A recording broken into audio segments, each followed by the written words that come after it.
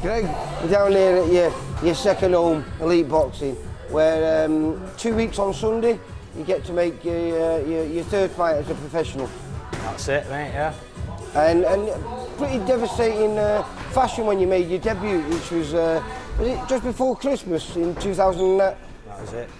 2019, wasn't it? 19, yeah. Yeah. And you went in with a person that we wouldn't have expected. You got in with a kid who was making his debut, and you KO'd him in one round. That was it, mate. A dream come true, you know, paying homage to some of my favourites. But this is it, you know, I always say, you look about 12, mate, but you're actually 30, aren't you? Just turned, yeah. And you didn't start boxing till late. You came to Elite, you walked into it. I think you were unboxed when you walked in here, didn't you? Yeah. And we were just talking before, and you said you had like 15 amateur fights in quick succession. Yeah. But even before you had your first amateur fight, in your head, this is what you always wanted to do. You always wanted to be professional. Yeah, well, because I'd studied the sport so long before I boxed, I'd always tell everyone since I was 17, I just felt it inside I could do that when I watched them. When I got interested in the sport, maybe deep inside, I didn't know it, but I thought it. Yeah. I can do that. I saw something, you know what I mean? I got round to it in the end, went college, went uni, did all that daft stuff, come out, work for a bit, and then, right, now's the time. I still look like a fucking child when I was 24, so I thought, right, now's the time, I can't wait any longer. Went down gloves for a bit, spent a year there, messing me about, couldn't get me a fight. I didn't understand, they didn't have the amateur credentials to even get me a fight. But so, this place is perfect for you because, like I say, when you came down here, like I say, in that back of your mind, that idea that at some point you'd love to go professional, to be training by the time, I think Luke Blackledge was down here at the time, he would have been, well, if he wasn't, he was former Commonwealth champion. And obviously Jack Flatley, one of your close friends, who's fighting on our show at the weekend. These must be perfect for someone like you to be surrounded by these guys and looking up to them. 100%. When I came here and I watched them and seeing them move, my footwork was something to be desired. Obviously, probably still is a little, but I just wanted to be an infighter. Thought if I can, that was my first ambition, to be an infighter. Perfect at that, isn't it? Yeah.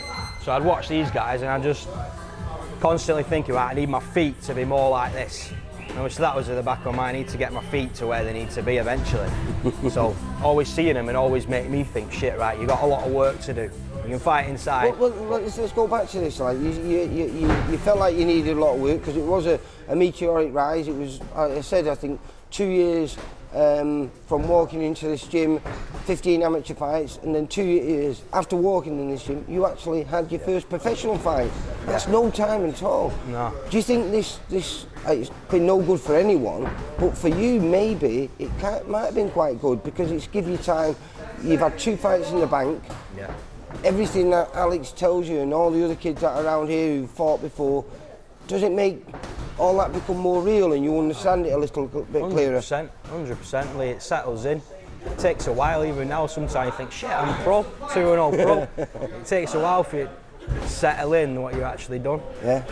So yeah, and like you say, late starter, so I've just been, I'll be 30, but I feel more like 20, you know what I mean? Well, we always say age is just a number and it's fights at age and it doesn't seem like you've got any miles on the clock.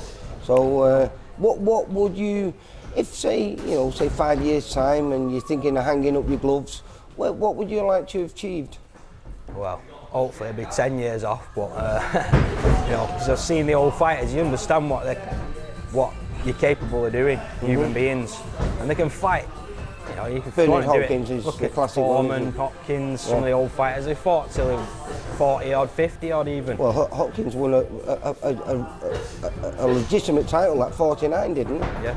Look at Pac-Man, he's had so much longevity, 40 odd. Yeah. 43-year-old, he started at 15, turned pro, with pebbles in his pockets to make weight. And he's still world champion at 43, so I understand what's possible in this sport, and if you got to do. So you're not putting any limitations on yourself, you're just going to go with the flow and see where that can be. But if anyone doesn't know, you can bang. So that's always nice to have in the back pocket. Got a bit of spite in there. Any predictions for 2 weeks on Saturday? Sunday, sorry. Well, guarantee victory. I just want to knock him out. You know, not desperate to knock him out, but I'll be looking for the knockout. Not looking for it in desperation, but you know, going for it. And just make sure I win and look good and excite. Well, I think you do that every time, mate. So, Greg, good luck for the 26th. Hopefully, I'll be down there, I'll be chatting to you, and I'll be saying 3-0. Nice one, I appreciate it. Greg, take care, mate. Cheers. Bye-bye. For all boxing info, news, and latest interviews, amateur and pro, across the north, click and subscribe. VIP Boxing Promotions. Also, Twitter, Instagram, and Facebook.